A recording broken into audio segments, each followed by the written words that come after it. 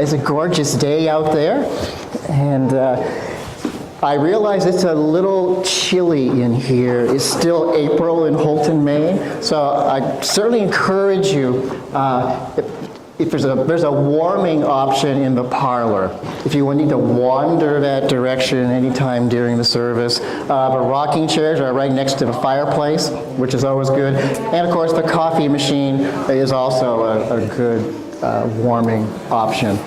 So feel free to move around if you need to. But it's just great to be back in this space now from April through the summer into the fall until it's too cold for us to be in here. So we're on the front end of a cold phase in transition. So we're glad that you're here. Also, our Easter lily has made it through April. So it's just got a last couple of blossoms. So that is also a plus for today. And I want to thank Jodi for bringing in the beautiful floral little arch, the wreath. So thank you. Jodi and I are doing the service together today. This is actually her first service that she is leading as one of our newest members here at UU Houlton. So I'm excited about that. We've had fun working on the service. Welcome, Jodi. So part of the theme this morning is on light and turning towards the light. So Jodi will say more about that later in the day. Our prelude this morning is called Heliotrope Bouquet by Martini, which is an interesting performance group out of Portland, Oregon. And the idea to a heliotrope flower is that it naturally turns towards the light. So that is going to be our theme early in spring, that we likewise often do the same thing. So this is our centering this morning. As we enter this space together, imagine the sunshine coming up from the east, and as you're going outdoors, you naturally turn towards the sun.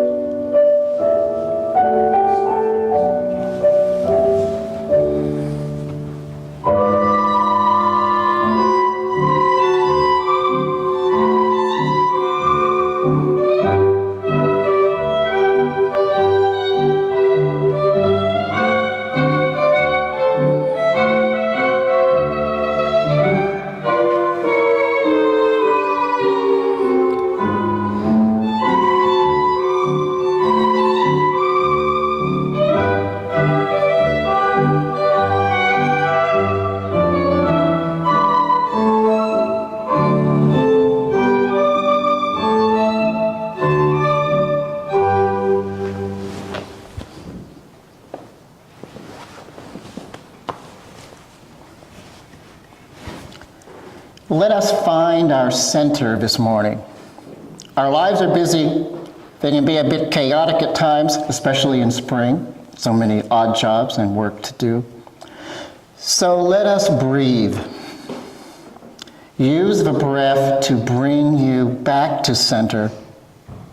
Feel the breath as your own and let it move in and out of your lungs. Let everything else go and just let your breath be what's going on right now. Breathe. How does that feel? Just breathe and listen to the sound of a singing bowl in this moment.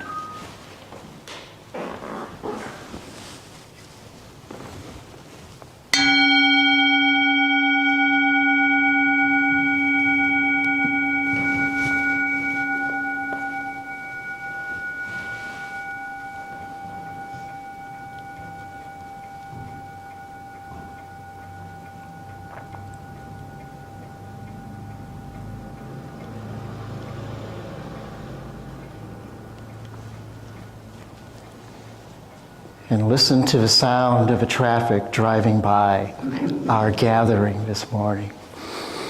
We're going to light our chalice. And Jess, would you assist us this morning, please?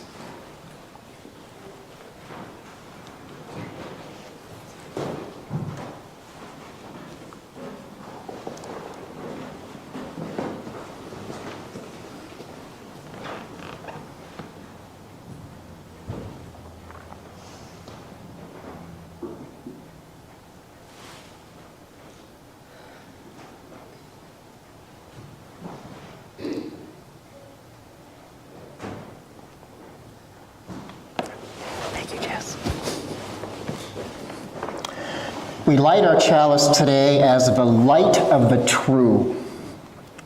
We believe that many streams join to make a river, that the way to wisdom lies in an open ear and open heart, that goodness may be pursued for the sake of goodness and not from the fear of mistakes, that knowing and not knowing are all part of the same process, and ambiguity is permissible.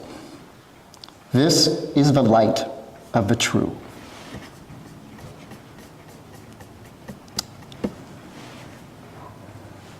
So walking the fields this time of year is a transition and a seasonal shift varied experience.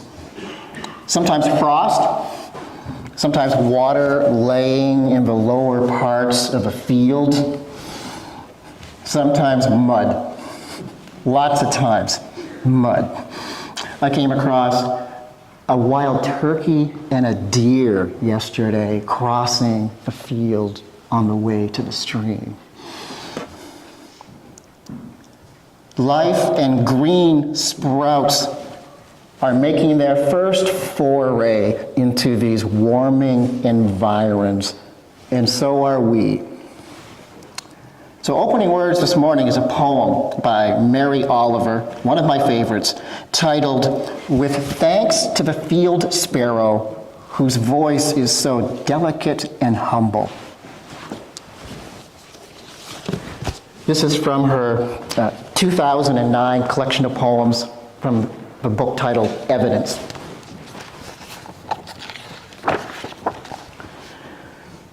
I do not live happily or comfortably with the cleverness of our times. The talk is all about computers. The news is all about bombs and blood. But this morning, in the field, in the chilled field, I came across a crystal nest. Wild grass, brown, crisscrossed with frost. I touched it. Then I walked away softly, having felt something more wonderful than all the electricity in New York City.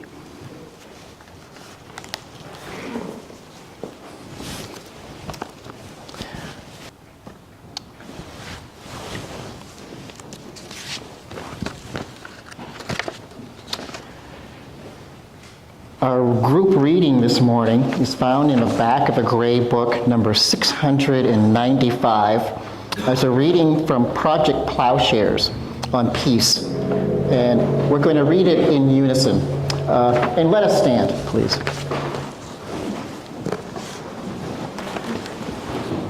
Number 695.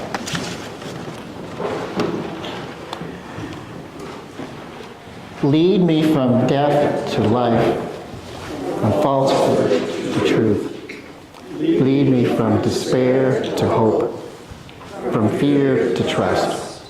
Lead me from hate to love, from war to peace. Let peace fill our hearts, our world, our own universe.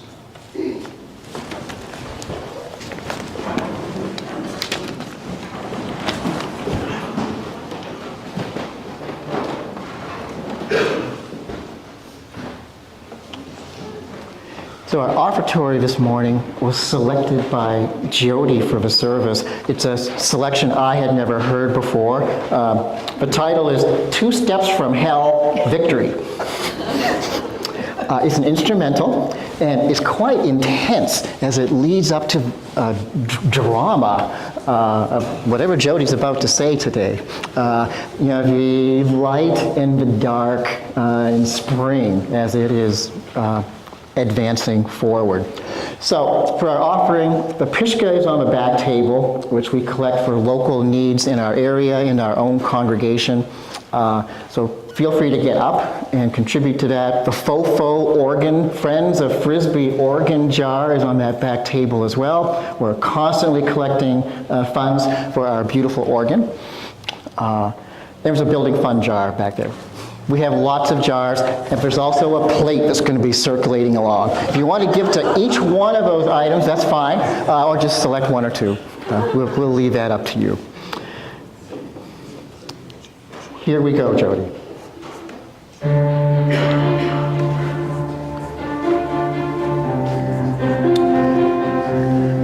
I think the offering plate must be up back, Matt.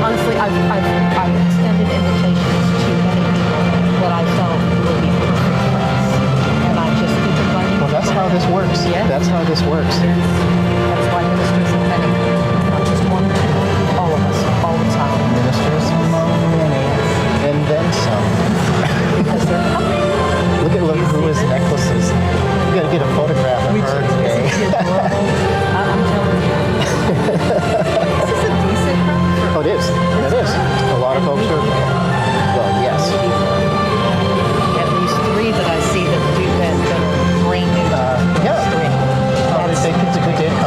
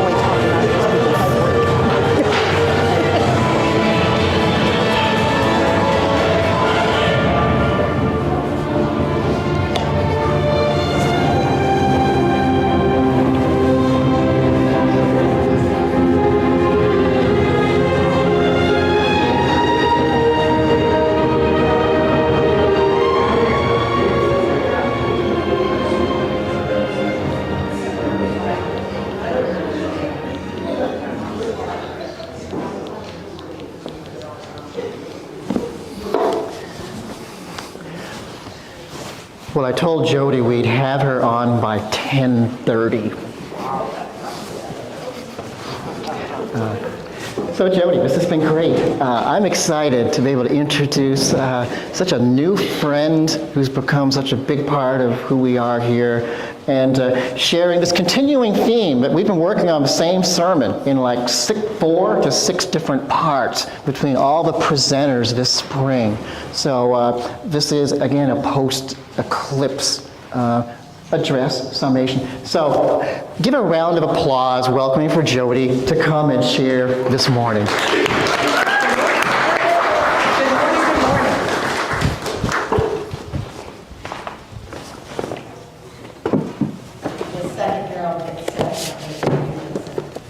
I'm a little older than I look. I showed my movie dirt, so if you see me do this, and I can see this, and put you back out so I can see you, this will be mine.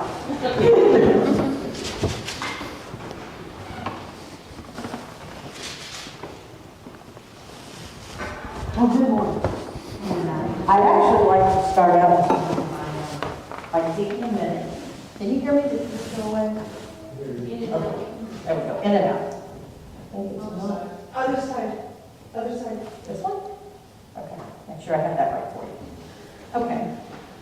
By just taking a second and thanking everyone for being here and for coming out and for getting together and sharing the joy and the sunshine of this beautiful day. Be here together in love. I'm going to quote Randy from her service and tell you that I am responsible for what I say. I am not responsible for your filters. How you hear it is up to you. And I'm going to lead off with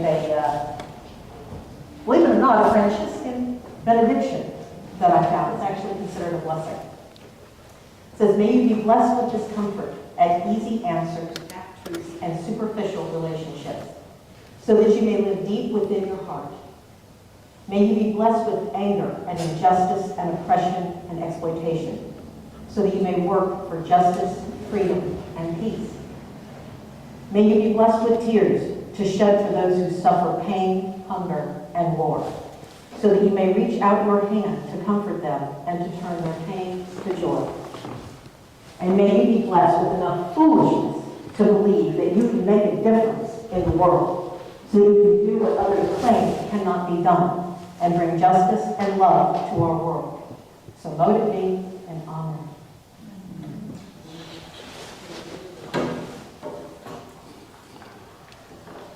I get a lot of questions being new, and the main one I get is, what brought you to us? How did you end up in Fulton, Maine? Well, this is a story that I've shared with a few people privately, and I really would never put this to a group.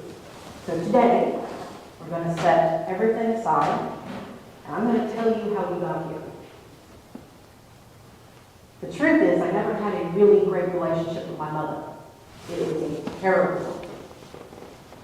Back and forth, we did not get along, to the point, by the age of 15, I was an emancipated minor. My father signed the papers so that there would be peace in our household, and that I could escape it, because I needed to. We pretty much hated each other, and that's an honest-to-God answer. As an adult, it actually got so bad that I refused to even speak with them. I actually saw her standing in the store. We walked right by each other. Neither of us would give the other a second look. She left without saying a word, so did I. She passed away about a year later, and I actually refused to go to the service, even when begged by my children. Fast forward to that 2 years, I was watching a YouTube video after having some dental treatment. I did not realize how sick I was when the note came. The truth is, I was actually allergic to it, and it created a huge issue for me that evening. But I was actually watching the video, trying to ignore the pain, how bad I felt. On past life regression, I was interested in the subject. I love to get into deep conversations about spiritual aspects of things that transcend all different views and points. It was guided by a well-known hypnotherapist. And I was kind of sad that I didn't get a ton of past life information. But I figured, I'd try again on a different night when I wasn't so in pain. I got up, got a drink of water, went back to bed. My clock said, I kid you not, 1, 2, 3, 4. The next thing I knew, I was totally out of my body. I was standing in a huge room full of people, full of souls. I could not make them all out at first, but I knew that I knew them. And there was such an immense amount of love.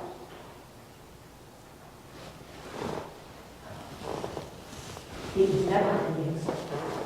As far as I could see, the colors of which were every color you can imagine, and some colors that I cannot even describe, because we don't have them here. There was music in a way that was incredible. It makes anything that we do here seem dull. It was the most amazing place, and it felt like home. It felt like home in a way I had not experienced in a while.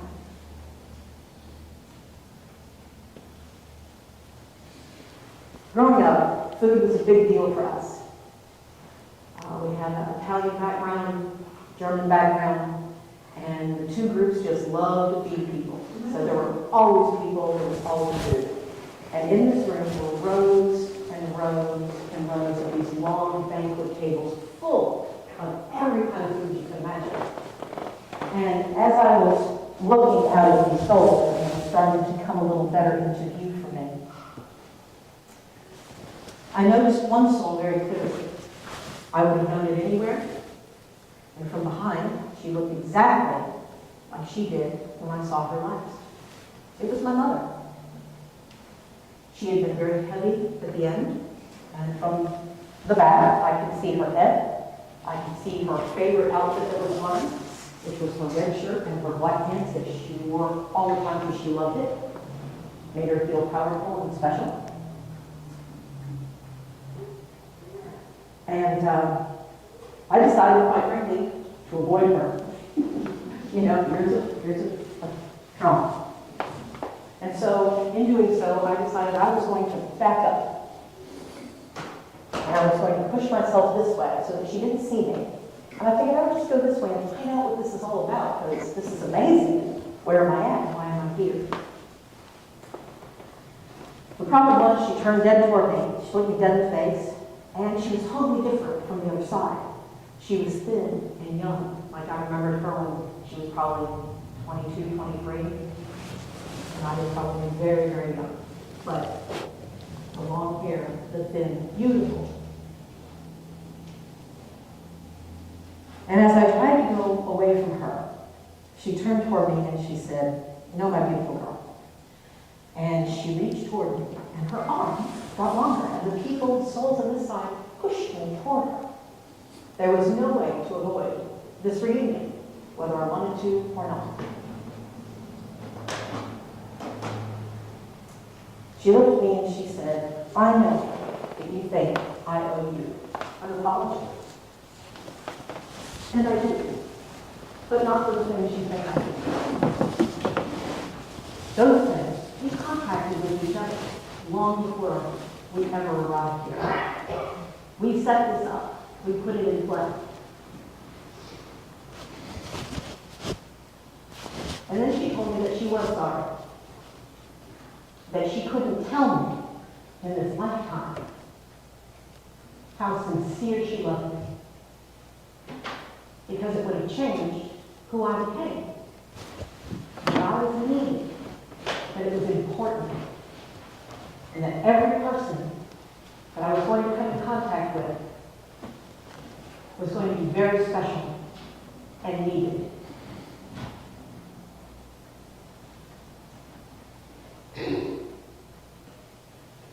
She said that there are lessons that we learn, and we learn them well. And she apologized for not reaching out to me that day in the store. And she said I didn't know how to in my human form. But now I can be there for you always, and I am. She let me know that I was never alone, and it's so important what we had to do. She told me not to give up. And she told me that all of us, not just me, but all of us, are so much more than we know. We're an amazing love of light, the amount of unconditional love that I felt in that moment, in that place. I started to recognize a lot more of the souls around me. People I had had lifetimes with, many times, eons worth. And then she told me I had to go back. And I have to tell you, it was hard. Because I felt really good where I was at. I felt home. And she let me know that I had the ability to make that home here. That every one of us has the ability to make that home here. She wrapped her arms around me, she hugged me tightly.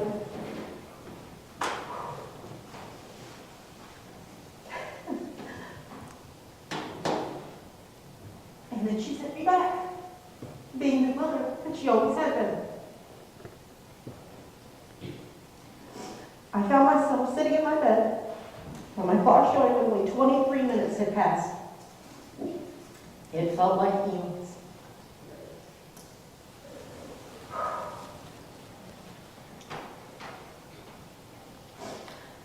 I really had not told anyone how alone I had felt, and this is not in any way toward my husband, because he was great.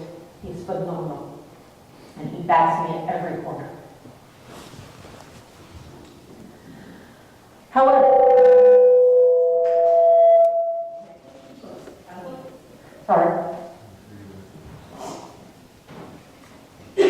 I had been married to my brother, who was living with early onset dementia at the time. He had 3 strokes in a year and then lost his wife about 6 months prior to this.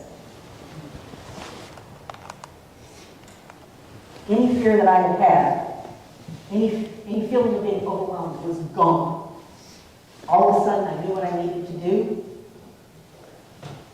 She had let me know without actually speaking, because a lot of what we're talking about here is not words. It's, I hate to use the word telepathy because it's so not even that.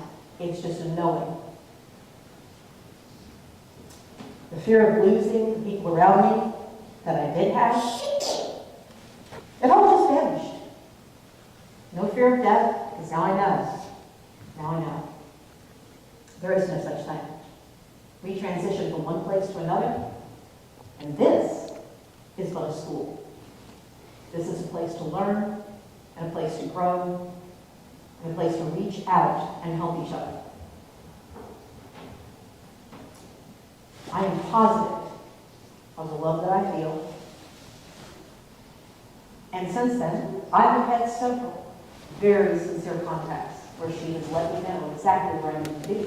And it is because of her that we took a paid-for home and we sold it in a place that most people were wanting to go, because it is a lovely place to retire if you like to eat.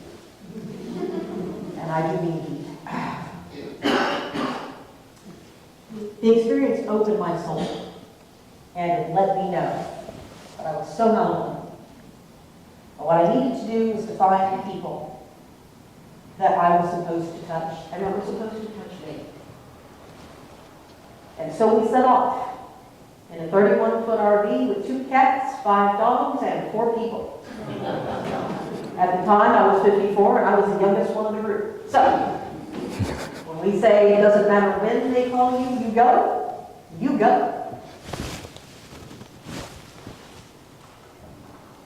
And that is how I ended up here.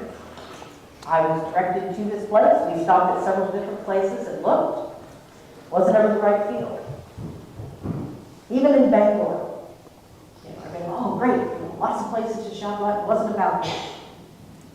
The answer was still no. We drove past the line in Fulton. I heard her say, "You were home." The next place that she directed me to was straight here. The first time that we got an opportunity to hit a Sunday service, we came straight here. I have to tell you, Dave and I were working on the service together, but neither of us talked about the fact that we were considering the sunflowers and how they follow the sun.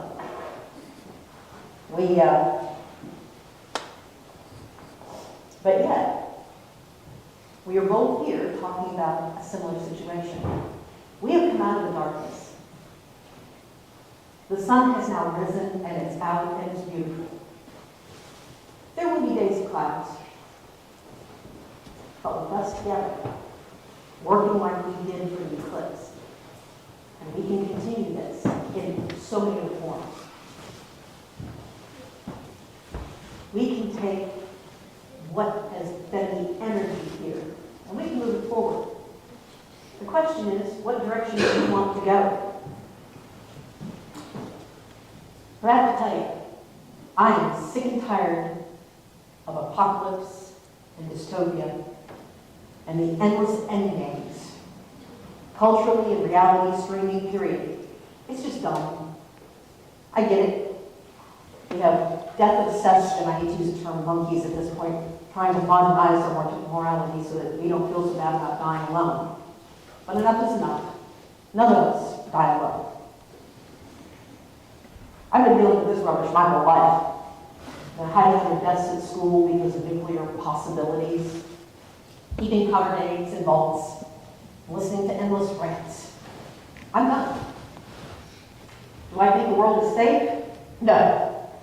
Do I think it's inevitably ending? Also no. I think we are rising. No apocalyptic war, no nuclear holocaust. We're done. Because I refuse to let their darkness control, ruin the love and beauty that I see all around me. Each of you today have a packet of sunflower seeds. I will tell you, I actually wanted to grab some sunflowers, but apparently they are not out yet in Holton, Maine. But seeds are readily available. Which I think it's better, because now you can take those home and you can plant them. And we're going to get together and we're going to fix what is not resonating within our souls. I want each of us to think about those things. I want you to know that you should never fear evil, nor should you deny it. You should not let it operate in your life and do harm. You can change your view of it so that the negative darkness cannot function there. Instead, you allow your radiance of light to heal yourself and those around you. I want us all to open our hearts to the power that is ourselves. For you to open your heart to the power that is you. Because every one of you sitting here, you have eons worth of experience to pull from. You can connect with Source anytime you choose, in whatever name you call it. Those things don't matter. Source doesn't care. Source wants to see love. He wants to see growth. And he wants to see us raise the vibration of this planet so that the people who do, unfortunately, have control of the situations right now will be removed. They will go on. And what you are experiencing right now and in the next few, I would say a couple of years, are going to be the death throes of dying negativity. Because this is going forward. The sun is out, the light is shining, and we're going to follow that sun in the directions of our souls. If the thing that moves you when you walk out the door, the thing that bothers you, when you look down and you see somebody who's homeless and that bugs you, but yet you go to people and you say, what can we do? And they say, well, there's nothing. I mean, we're only one person. That is not true. We are not only one person. We are every person. We are all. And we are all powerful to change things. If that means contacting whoever your representatives are and saying, hey, my tax money goes here. And let me explain. I'm not okay with making homelessness something that is a crime. But what I would like to see is you take my money and let's house some people. Finland and Sweden have managed to take homelessness and get rid of it in about 3 short years. And they did this the exact opposite of what we have been doing in the United States and most of the rest of the world. Instead of criminalizing it, they put money towards it. And they said, we're going to house everyone. They gave them an apartment. They gave them an apartment big enough to hold a family, if it was a family. And then they gave them everything they needed: electricity, water, food, clothing. And if anyone here has a thought running through your head, oh my God, I don't get that for free, how lucky you are to be able to afford what you can do. And I know sometimes we don't have enough. That's why we come together. And we make sure that each of us have enough. If that is what you see, then fix it. Let people know that you want your resources and you will dedicate your time to help them fundraise if necessary to change these things. In the first 2 years that Finland and Sweden ran this program, the people were also offered unlimited mental health counseling free of charge. This is important. This is backwards from what we do here. They didn't say clean up on the street and then we'll see if we'll help you. They said we're going to help you to clean up because you are one of us and we are you. And that's all there is to it. And it's that simple. Find the thing around you, the thing that every time you look at it bothers you that way. And then realize that in 2 years, 85% of the people that they started this with, that they were given housing to, not only had cleaned up and were off of drugs or alcohol, but they would move from where they were not given a time limit, into their own places. They received jobs. Some of them have been able to purchase homes because help was available to them. What's going on here is that we are too accepting of the darkness. We've lived through it, we've seen it, we know it, and those of us that are here, we have eons worth of dealing with this. There is no one here that is not a warrior in this. Whether it is peaceful, which is what we do, whether it is calling out when you see it, whether it is stepping out of that grocery store and saying, hey, don't talk to that cashier like that. There's no need for it. Whatever it is that you see, if your neighbor's kids are constantly black and blue, maybe it's time to have a conversation with your neighbor. How y'all doing over here? What can I do to help you relieve the stress? Where can we find you some help? We each have the power to do this. The last 15% of that original 100% of Finland and Sweden, within the third year, 100% of their people that they had started out with the homelessness have moved on. And the best part about it is now what they do is they go out and if they see anybody about to fall, they grab them before they hit the street. We can do this. We have this going on right here. We have a new town manager community, and we are excited about this. I'm here today to give you guys hope and to empower you to know that we are so not alone. And we have never and will never be truly in danger. Because when you leave here, you're just going home. This body is a borrowed piece. We take care of it as best we can so that we can continue on helping and loving and shining that light into the levels of darkness. We don't allow the darkness to function. When we see it, we're going to call it out. We're going to shine love at it, with the understanding that some people's mission here is to show us that darkness. They may not come with us for the next step, because their mission here is not done yet. There are 3 things that I was taught that we need to do in this lifetime. We're to love all that is world, be that animal, human, plant, anything that lives and dies. We are to hold it dearly to us as if it were our own bones, as if it were ourselves. And when the time comes, we are to let that go. We are to let go of all that does not serve us on our mission forward. That can be difficult. Letting go can be difficult. But it's also one of those freeing things you will do. You find you have extra of something. Take a look around and find out who needs it. Whether it's your love, your life, if you're blessed to have money to do that, that's great. If you have an extra bit of food, take a look at the people down the road. Do they need it? Just offer it. Don't even ask. The Spirit will guide you to where you need to be and to who should be crossing your path. They will put people in front of you. When you are done with whatever lesson it is, you don't have to repeat it over and over. You can let it go. If you just walk, as I have, being totally honest, through abuse and come out of it not a victim but a survivor, let it go. It no longer defines you.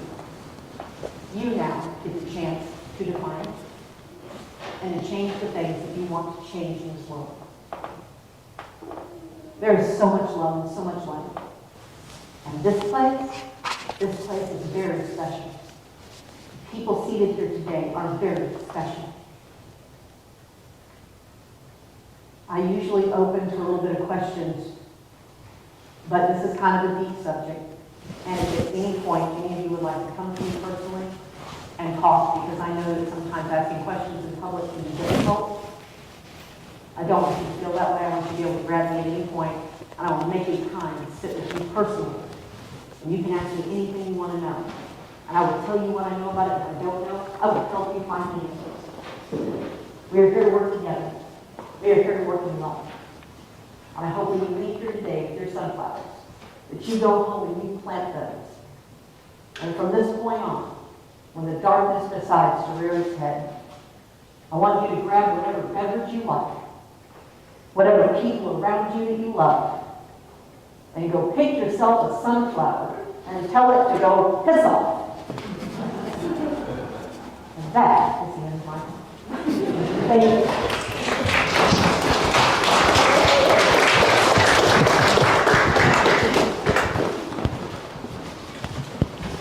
Dave is now breathing a sigh of Give me a hug, Jodi. Okay.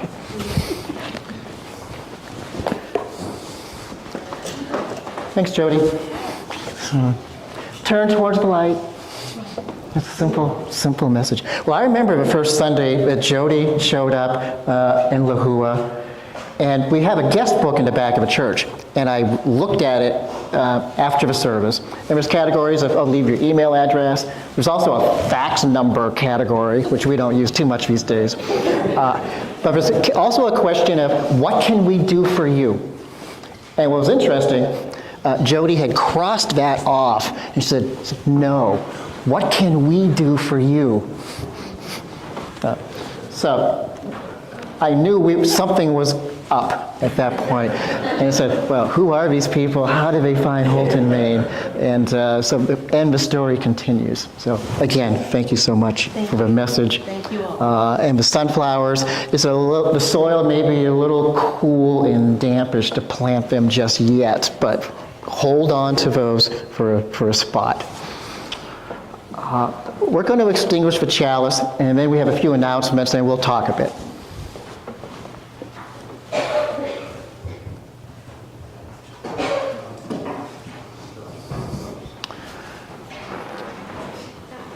And as we extinguish this chalice, the light may go out until the next time that we meet.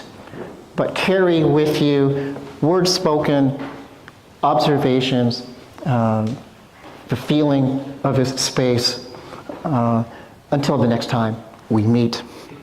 Blessings to each of you, peace and beauty along your way.